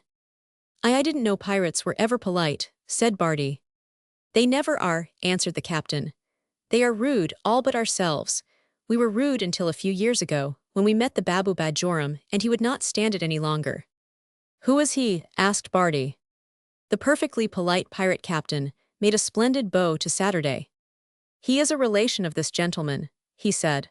Only he is 20 times as big and 20 times as strong, and if you do anything he does not like he can break you into little pieces and throw you away. Barty gave Saturday an alarmed look. 150, have you a relation like that? He said. Chatterdy, Saturday answered, and Barty knew he meant that if he was not a very near relation. One thing which puzzled Barty very much was that though the pirates were so polite that they kept bowing all the time, they looked as fierce as ever, and when the captain said such polite things, his voice was so rough and savage that it made you almost jump out of your skin when he began to speak. I hope you won't be cross at my 151 speaking about it, Barty said, but your voice scarcely sounds polite at all. Oh, said the captain as fiercely as ever, I beg 500,000 million pardons, but that is nothing but a bad habit we can't get rid of. We spoke like this for such a long time that now we can't make our voices sound polite at all. We take voice lozenges 6 times a day, but it seems scarcely any use, and we can't help looking fierce and swinging our swords. But we are really as gentle as doves. I never should have thought it, said Barty, moving back a little, because 152, the pirate captain began to swing his sword that very minute, and it looked rather alarming even if he were as gentle as a dove. He saw that Barty was startled and stopped himself and made another bow. Pray excuse me, he said, you see what a habit it is. What did you come here for? Asked Barty, feeling rather braver. To ask you to a tea party, to inquire if we might have the extreme pleasure of your society at a tea party on the ship. I never should have thought that 153 either, said Barty. We ran away and hid because you looked so frightening. The pirate captain put his sword into its scabbard carefully, and took out his pocket handkerchief to wipe away the tears which came into his eyes. That is always the way, he said, looking quite overcome. That is what happens when you get into bad habits and can't get out of them. We are so fond of having tea parties, but people don't want to come to them. When we feel that we can't live any longer without a tea party, we have to put to shore and chase people 154 with our swords and take them prisoners. Sometimes, we have to blindfold them and put chains on them to get them on board, for they always think they are going to be made to walk the plank. They are so surprised when we take off the chains and give them tea and muffins and strawberry jam. Barty began to feel quite cheerful. This was a much nicer adventure than he had thought it was going to be. To meet real pirates who were perfectly polite, and to go on board a pirate ship to tea, was really entertaining as well as exciting. Will you come? Inquired the pirate captain perfectly politely in spite of his savage voice, which Barty was beginning not to mind. You will do us such an honor, and will this gentleman come? He bowed to the good wolf. And these two, he made a bow to Saturday and Blue Crest. We will all come, said Barty, every one of us. All the 6 pirates bowed down to the floor of the cave again. But then the pirate captain frowned such an awful frown that Barty began to feel a little frightened again. Don't you want us to go? He inquired. You look as if something had made you angry. Oh, I beg your pardon, said the captain. You think I am frowning, but I am not. I am really smiling. That is my way of looking pleased. I can't do it the other way. I was so fierce all the years before I became polite that I can't untwist my face, and when I am perfectly delighted I scowl as if I were going to bite people's heads off. It is most inconvenient. Don't let it disturb you. I will try not to, answered Barty, 157, but it startles me because I am not used to it. Will you come to the ship now? Said the captain. Babu Bajoram is waiting. That made Barty give another little jump. Babu Bajoram, he said, the one who is strong enough to break people into little bits. He can break them into very little bits, said the captain. And he does not always save the pieces, but he never does it if you are polite. He is really very nice indeed. I always try to remember to say 158 please, said Barty, and I believe I should like to see what he is like. He will be another adventure, said the good wolf. Pray do us the honor to lead the way, said the pirate captain, bowing, and he and his men stepped behind Barty and the good wolf and Saturday and Blue Crest. So Barty crept through the passage, and the good wolf crept after him, and Saturday crept after him, and Blue Crest hopped after him. And then the 6 pirates lay down on their stomachs, and crept after 159 them. And when they all crawled out in a line through the entrance onto the hill, they made such a long row that they reached yards and yards. Chapter 7. Monkeys Swinging. Chapter 7. They went down to the seashore and all got into the boat. Barty sat at one end and the good wolf sat at his feet. Saturday took a seat on Barty's knee and Blue Crest sat on his shoulder. The boat was a pretty white one, and the pirates rowed so well that it went up, and 164 down over the waves in a most agreeable manner, rather like a rocking horse. When they reached the ship, the rest of the pirates crowded to the side to see who had been brought to the tea party. "How they are all scowling," said Barty to the captain. "You must remember what I told you," the captain said. "Those are smiles. They are really grinning from ear to ear with pleasure because they see you come without being chained and padlocked." "Ah, I must remember," said Barty, 165, "that when they look cross they are only trying to look perfectly delighted." 2 of the sailors let down a rope ladder. Blue Crest flew up it, and Saturday ran up it in a minute. The pirates in the boat held it steady, and the pirate captain carried Barty up on his back. The good wolf looked serious for a second or so, and then began to walk up as calmly as if he had used rope ladders all his life. When Barty was once on board, every pirate on the ship began to wave his hat and cheer. A few of them took out their 166 swords and began to flourish them, and then seemed suddenly to remember that sword-waving might not seem polite, and very quickly put them back into their scabbards. Barty looked all around him. The deck was very big and clean, and the cannons were polished until the brass they were made of shone like gold. At one end there was a gay blue and white awning spread, and under it was a table which looked as if it were piled with the kind of good things you have at a tea party. "Where is Babu Bajoram?" asked 167 Barty, because he was really very curious. "If you will have the extreme goodness to please be so kind as to do me the honor to step this way I will show you," said the pirate captain. So they went in a procession, the pirate captain leading the way with his hat in his hand, Barty following, the good wolf following Barty, Saturday following the good wolf, Blue Crest hopping after Saturday, and the 6 pirates in a line behind them. The pirates made bows all the time and Barty took off his hat for politeness. When they reached the awning, a very 168 big black person, who looked as if he were Saturday who had suddenly grown immense, rose from a chair and made a low bow. He was covered with shaggy hair and had strong long arms and strong long hands. "He is a gorilla," said the good wolf in a low voice to Barty, "but I know him quite well, and though you would not think it, he has a delightful disposition. At all events he knew how to manage pirates, and make them give a beautiful tea party." Barty and the good wolf and Saturday and Blue Crest were all given comfortable seats under the blue and white 169 awning, and the captain and 6 pirates handed them things faster than they could eat. Blue Crest had a muffin with strawberry jam on it, and she perched on the end of her plate and pecked away in perfect delight. Saturday had sugared walnuts which he had never tasted before, and which filled him with glee. Barty and the good wolf had everything you could imagine, only the good wolf did not care for tea. Babu Bajoram did not talk except to make a remark now and then to Saturday, who understood his language. The pirates 170 seemed to understand him without any words. He just sat and watched them, and they watched him to see if he were pleased with what they were doing. Once a pirate who was greedy stole a piece of cake before he handed the plate to Barty, and Babu Bajoram stretched out his enormously long hairy arm and seized him by the seat of his trousers and threw him over the rail into the sea. The pirate could swim very well, and in a few minutes came clambering over the side of the ship again. But he looked very wet and ashamed and sneaked down into the hold, as if he 171 knew better than to come back to the party. "That is the way he teaches us," said the captain to Barty, eagerly handing him a currant bun with one of his best bows. "It is a way that makes you improve very quickly. He never argues.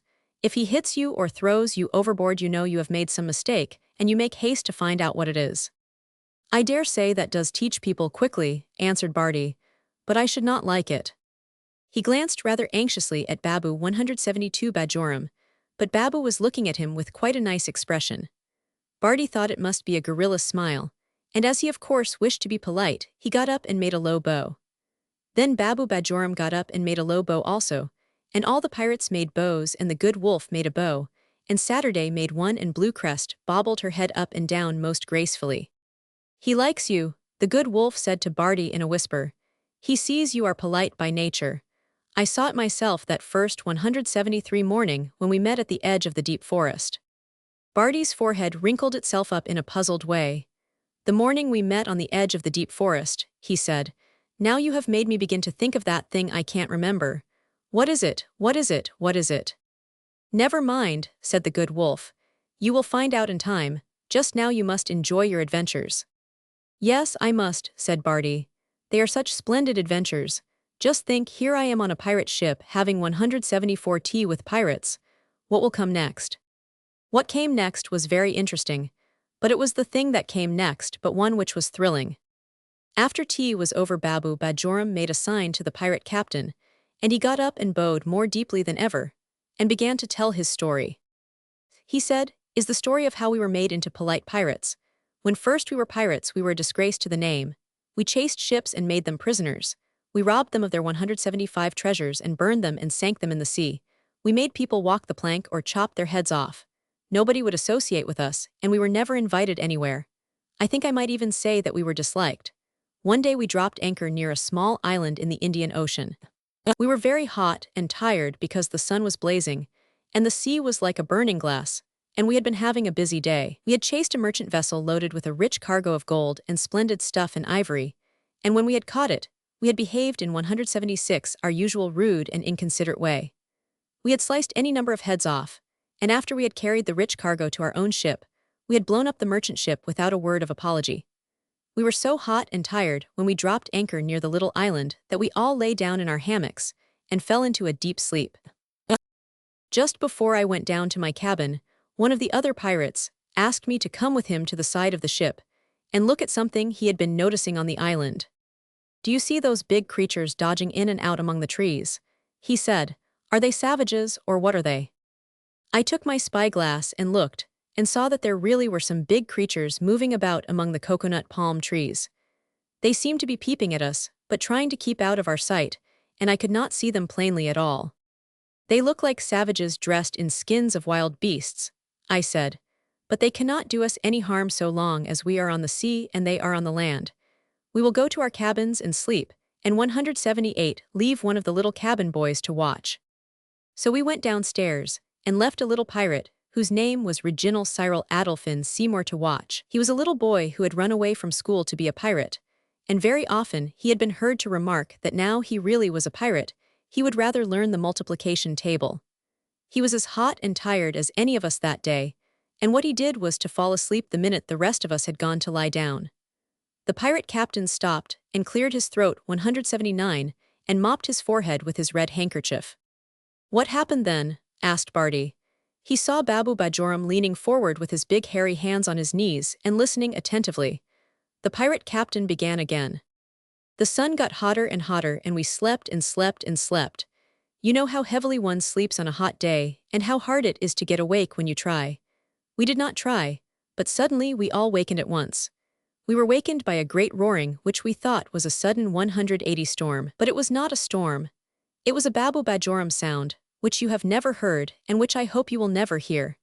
It is louder than lions and fiercer than tigers, and more piercing than panthers and leopards. Babu Bajorams never make it unless they are very angry indeed, and when you hear it you had better look out." "Are there more Babu Bajorams than one?" Barty asked. "I thought this gentleman was the only one in the world." The pirate captain opened his mouth 181 very wide and drew a long breath. Then he said in a solemn voice, "When we waked up there were 42 Babu Bajorams on our ship, and one was sitting by each man's hammock, and roaring the angry roar." "Ah," said Barty, "how frightening," and he felt quite alarmed. "It was frightening," replied the pirate captain, "but we deserved it for our unpoliteness. We had disturbed the captain of the merchant ship at his dinner when we cut his head off, and we had disturbed the whole crew when we blew the ship up.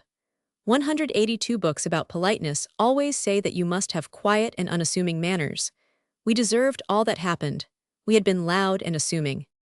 "What did happen?" inquired Barty, and the good wolf leaned forward to listen, and Saturday leaned forward and Blue Crest nearly tilted over with eagerness. "When they stopped roaring they took us all prisoners. They had swum over from the little island and climbed up the ship's side as soon as they were sure we were asleep. This gentleman, in 183 he made a bow to Babu Bajoram, is the great Babu of all. He made me get out of my hammock and fastened a chain round my waist so that he could lead me about. The other Babus did the same with the other pirates. The first place he led me to was to a black corner down in the hold. I had taken captive a sick old gentleman on the merchant ship, and I had loaded him with chains and put him down in the darkest corner of the bottom of the ship. I was going to try and make him sign a paper to give me the money he had left on land. Babu Bajoram made me 184 take the chains off him and take him on deck and wait on him and make bows to him until my back was almost broken. He must have been very glad, said Barty, quite relieved. He was gladder than I was, said the pirate captain.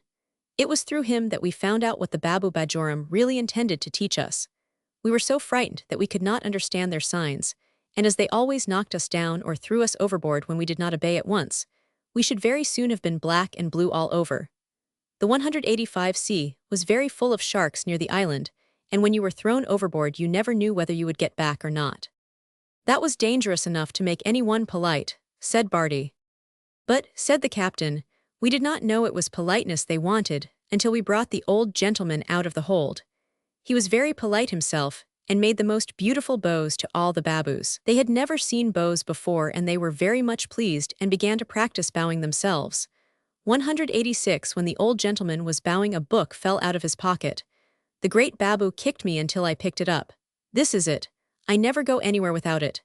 He took a book from his pocket and handed it to Barty, who opened it. A guide to perfect politeness, with rules for entertaining royal families, the nobility and gentry. That is the name of it, said Barty. Are there any adventures in it? Not exactly adventures, said the pirate captain. It tells you how to converse brilliantly and how to fill up awkward 187 pauses, and how to begin a letter to a duke when you are writing to one, besides about never eating with your knife and always saying please. And I thank you and pray excuse me, and I beg your pardon. Ah, I see, said Barty. That's why you said all those things in the cave. It was indeed, answered the pirate captain. The moment the great Babu saw the book he went and sat by the old gentleman and made signs to him to read aloud. The old gentleman read to him. In half an hour from that time, I was 188 chained to the mast, and all the other pirates were chained on the deck round me, and I was reading to them out of the guide to perfect politeness. The great Babu had thrown me into the sea in a very sharky place until I understood what he wanted. We all knew all the book by heart before breakfast next morning, and since then we have never broken a single rule. That was 3 years ago. The other Babu Bajorams went back to their island in 6 months, but the great Babu has always sailed with us. It is another pirate vessel, and it is going to attack us. At that moment, Barty heard the sound 189 of many feet running on the deck, and the shouting of many voices, as if something new and alarming was happening. The pirate sailors were all running about. Some came tumbling up the companionway, and some went screaming up the rigging, and some went running to the side to look over the sea. The pirate captain stopped and clapped his spyglass to his eye. "Hello," he said. "I beg your pardon, excuse me for disturbing you by mentioning it, but there is a large ship bearing down on us at full sail. It is 190 another pirate vessel and is going to attack us." Barty jumped up and threw his cap in the air. "Hooray, hooray, hooray," he said. "There's going to be a pirate battle and I'm certain we shall win." Chapter 8. Pirate Feast. Chapter 8. The other pirate ship looked very big and grand. All its sails were filled with wind, and it came cutting through the waves so fast that it looked as if it were alive. Barty stood and watched it, and Saturday came and took hold of his hand. Everybody on the polite pirates' 194 ship was running about, dragging guns into place or pulling ropes or sharpening swords. There was a great clatter and noise and shouting of "I beg your pardon," or "Pray excuse me," or "May I ask you to be so kind," when the pirates fell over each other, or got in each other's way, or wanted to be helped to lift or drag something. Bluecrest prudently went and hid in a coil of rope, and Good Wolf walked up and down the deck and examined things. Babu Bajoram walked up and down, too, with his big hands in his pockets. Suddenly there came a white puff of smoke 195 from the chasing ship and a big boom, and Barty and Saturday both jumped at the same time because they knew the cannon had begun to fire. The pirate captain shouted and waved his sword, and then a puff of white smoke and a big boom came from the side of his ship, and Barty knew they had fired back. Then everything became so exciting that you could scarcely stand it. As soon as the boom and puff of white smoke was sent from the polite pirate's ship, a boom and a puff of white smoke came from the impolite pirate's ship, and 196, as soon as a boom came from the impolite pirate's ship, a boom answered back from the polite pirate's ship. It was like this. Boom from the impolite pirates. Boom, boom from the polite pirates. Boom from the impolite pirates. Boom, boom, boom from the polite pirates.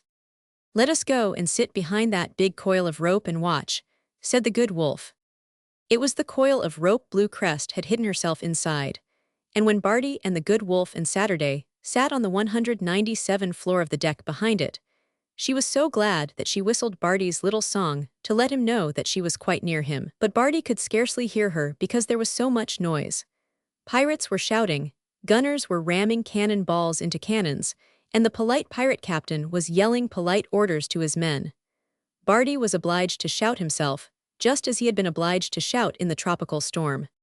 "Do you think we shall win?" he called out as loud as he could to the good wolf. "We have the best guns," the good wolf 198 called back. "The polite pirates have taken good care of their guns instead of quarreling about who should clean them. Listen." Boom, boom came from the impolite pirate's ship. Boom, boom, boom, bang, crash answered the polite pirate's ship. The crash was the splitting and tearing open of the side of the other ship. Barty jumped up at the sound of it. We've hit them," he shouted. "We have the best gunners," called out the good wolf. "Boom," said the impolite pirate's ship. "Boom, bang, crash, bang, bang, boom," said the polite pirates. Barty could not help jumping up and down, and Saturday simply stood on his head for joy and waved his little black legs in the air. Then came another roar and crash and bang, and the polite pirates raised a great loud cheer of victory and threw their hats in the air. The impolite pirate's ship was rapidly filling with water and toppling over on one side. We've won," cried Barty, 200 dancing. "Look at the pirates running to launch their lifeboats." The impolite pirates were indeed running and scurrying about like mad things. They had left their guns altogether.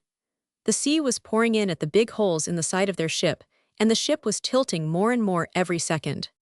"If they don't get into the boats in a few minutes, their ship will turn over and they will be drowned," said the good wolf.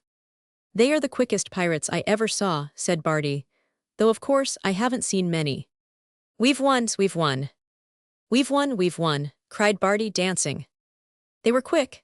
They scurried and scuffled and darted.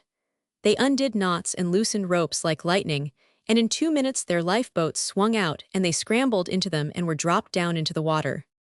"If Babu Bajoram was to fire a broadside into them now," said the good wolf, "he would blow them and their boats into smithereens." "Oh, I should not like him to do that," said Barty. "I'll go and ask him not to do it." He ran to the end of the ship, where 202 Babu Bajoram was standing watching the other ship sinking, and he took off his hat and made his deepest and politest bow. "I beg your pardon," he said. "Excuse me for interrupting. I know it is not polite, but would you be so kind as to do me the great favor of not blowing the impolite pirates into smithereens? If they hadn't come, I should never have seen a pirate battle on the high seas, and I always wanted to see one." And he made another bow which was really a most beautiful one. Babu Bajoram listened to him with the greatest politeness. He made a bow each time Barty made one. In fact, Barty thought he looked like a very nice gorilla indeed. He did something with his face that looked rather like smiling, and then he put out his big hairy hand and patted Barty's head. "Thank you, Mr. Bajoram," Barty said, feeling much relieved. "It's very kind of you because, of course, they have given you a good deal of trouble." Then he went back to the good wolf. He was rather hot and out of breath with 204 excitement, and he fanned himself with his hat. "Even Robinson Crusoe never went to a pirate's battle," he said. "This is the biggest adventure of all. Let's go and look over the side and see what the other pirates are doing." Evidently, Babu Bajoram had given his gunners orders to stop firing, because they had left their cannons, and with the rest of the crew had run to the side and were leaning over watching their conquered enemies just as Barty wanted to do. The impolite pirates, all black with 205 smoke and powder, were looking very much frightened. They had got into their boats and were rowing away from their sinking ship, But they plainly did not know which way to go, because they realized that if Babu Bajoram began to fire his cannons at them, he would blow them to smithereens. In fact, they could not understand why he did not blow them to smithereens immediately, and it made them feel very nervous. Of course, they had not the least idea that Barty and the good wolf were on board, or perhaps they would have known that Barty was the kind 206 of little boy who would not like to see pieces of pirates flying about in the air, even though he had felt that a pirate's battle was a sort of accommodation to him. Their ship tilted more and more and at last sank down and down into the water until it was out of sight. The cannonballs had smashed such big holes in it that the sea filled it directly, and the impolite pirates bent over their oars and rowed and looked back over their shoulders at Babu Bajoram's ship in a frightened manner. They were saying to each other, "What is he going to do next?" 207. You see, the trouble was that however fast they rowed, they could not get away because Babu Bajoram's ship was quietly sailing after them, and they were so tired with fighting that they could scarcely row at all. "And where do they think they are going to row to?" said the polite pirate captain. "They have neither food nor water in their boats, and of course they are afraid to row towards the desert island, because we can stop them. They will simply perish if they row out on the high seas." 208. Perish, said Barty. He had once read a story about shipwrecked sailors perishing on the high seas, and it had made him cry. "I don't believe I want them to perish. I should not like to perish myself, and neither would you. Now, would you?" "No," answered the captain, "I should not. Nobody would. Perishing is about as unpleasant a thing as could happen to any man." "I will go," said Barty determinedly, "and speak to Mr. Bajoram." So he ran to Babu Bajoram, and after 209 saluting in the usual manner, he made 3 bows, one after the other. "I hope I am not intruding, and that you will please to be so kind as to excuse me for troubling you, Mr. Bajoram," he said. "But might I ask you another very great favor?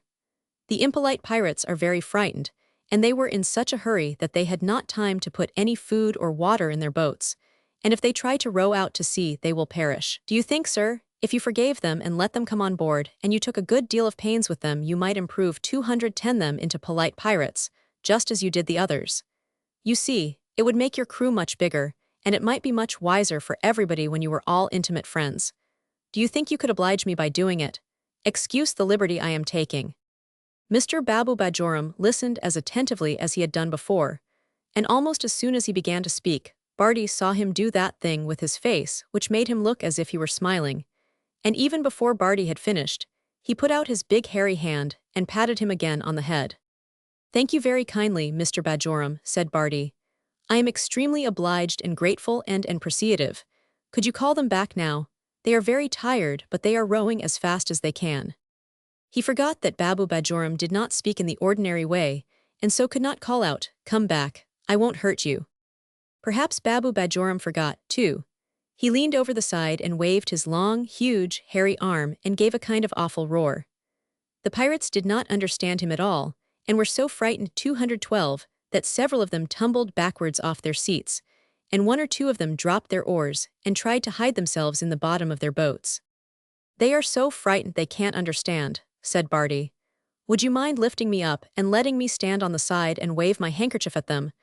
If it won't inconvenience you, please." Babu Bajoram lifted him up in a minute. His long arms were so strong that he lifted him as easily as if he were a pin. Barty stood on the rail and took out his pocket handkerchief and waved 213 and waved it, and then he made a trumpet of his hands and shouted as loud as ever he could. Come back, we won't hurt you, come back, come back."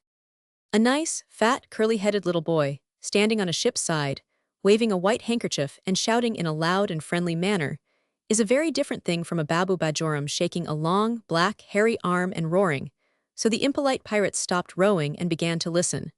The captain leaned over and put his hand behind his ear. Then he gave orders to 214 his sailors, and they began to row cautiously towards the ship. "What did you say?" he shouted. "Come back," Barty shouted in answer. "Mr. Bajoram will not let anyone hurt you. This," waving his hand towards the Babu to introduce him, "is Mr. Bajoram." The impolite pirates were so astonished that their faces dropped, and they sat with their mouths wide open. Then they took off their hats and mopped their foreheads with their red bandana handkerchiefs. Then they took up their oars and began to row towards the ship.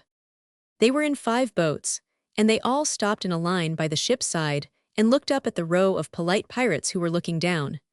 They were so amazed that their mouths were still wide open, and when the impolite pirate captain spoke, he stammered. Did USS say we might CC come on BBB board? He said. And when all the polite pirates bowed at once, and the captain answered him, he was so overcome that he fainted quite away into the bottom of his boat. Because this was what the captain said. 216. If you will do us the honor and the kindness, and will be so good as to oblige us, we shall be more delighted than we have words to express. Then they let down a rope ladder and a bottle of smelling salts, and some eau de cologne to restore the impolite captain, and by the time he was restored, and assisted up the rope ladder, all the polite pirates were standing lined up on deck ready to receive him and his crew with low sweeping bows. Barty and the good wolf came forward together, and Barty explained. They are like this, he said, because they are polite pirates, and in time they are going to teach you to be polite too. It is really very much nicer. Just at first they almost gibbered because they did not know what to say, but when they were taken below and allowed to wash the smoke and powder off their faces and hands, and then were given cups of tea and muffins and raspberry jam, and then were shown all over the beautiful ship, they could not help but begin to be calm. But because they had never seen anything like Babu Bajoram and his crew before, 218, they could not help staring, and they could not all keep their mouths shut at the same time. The bows and politeness quite made them jump sometimes, but it was plain they began to admire them, because it was not long before they began to try to remember to make bows themselves. At last they were all sitting peacefully together on the deck, and the sun had gone down and the moon had risen. The ship had sailed back to the desert island again and was lying at anchor in the beautiful blue water, which was making a soft lapping sound against its side. 219. Barty looked out at the green slope which led up the cliff to the cave, and suddenly he remembered how he had slept on the bed of leaves last night and how comfortable it had been, and he remembered, too, that the polite pirates had only invited him to tea. So he got up from his chair and went to Babu Bajoram and bowed. This time he did it more beautifully than ever, and he did it 6 times.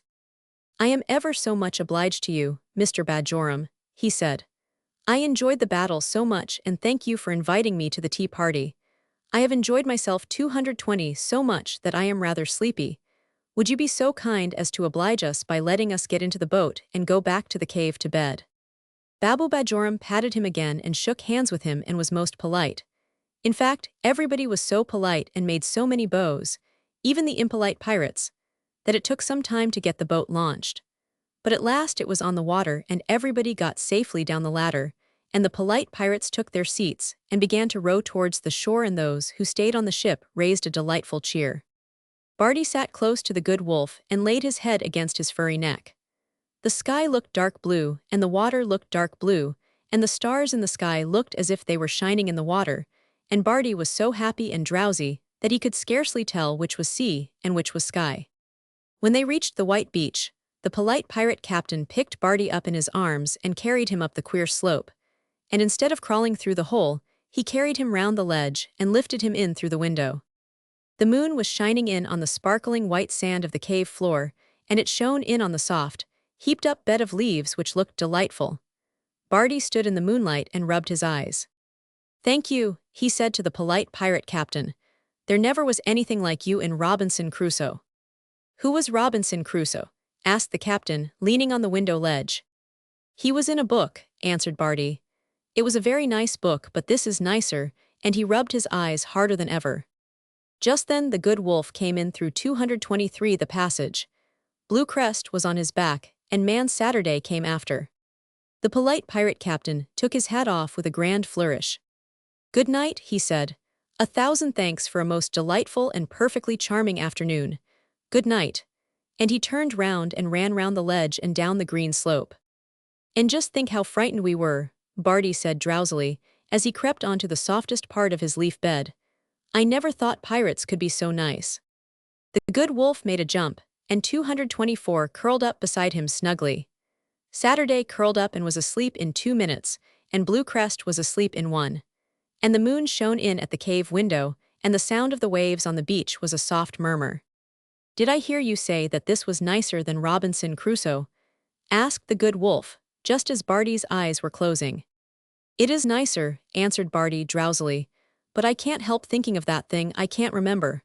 What is it? In the morning I will tell you, said 225 the good wolf. And that very minute Barty's eyes shut, and he could not see the white moonlight any longer because he was fast asleep. Monkey and pirates. In the morning, he wakened as suddenly as he had fallen asleep. He sat up among the leaves and saw the good wolf looking at him. What is it? He said. I am thinking of it again. I must find out what it is. Come along and get your bath in the pool, said the good wolf cheerfully. You shall know then. 226. The morning was brighter and the sea and the sky even bluer than they had been the day before. The slope was like green velvet and the pool in the rocks as clear as green crystal. Barty splashed and clashed and swam about almost like a fish, but he could not help saying to himself, What is it? What is it? I wonder what it is. When he had finished his bath and put on his clothes, he said it to the good wolf who was standing and looking at him as he had looked when he awoke. What is it? What is it? He said. I 227 feel as if I were just going to remember. The good wolf began to sniff the air gently. Is there any mignonette growing about here? He said. Barty gave a little sniff, too, and then a little jump. There was the scent of mignonette in the air, and the last time he had smelt it had been when the good wolf had carried him away. It's my mother I was thinking of, he cried out. Why 228 couldn't I remember? She'll be wondering where I am. I must go home this minute. There, said the good wolf. All right, we will go home. The reason you could not remember was because I made you forget on purpose. If I had not done that, you would have been wondering all the time whether you were not too far away, and if she was looking for you, and you would not have enjoyed the desert island at all. I made her forget, too, so that she has not even missed you. She thinks you have only been playing in the woods a 229 few hours. Has it been nicer than Robinson Crusoe? Yes, yes, cried Barty. Get on my back and shut your eyes, said the good wolf. I don't want to shut my eyes until I have looked round at the desert island again, said Barty. It is a lovely desert island.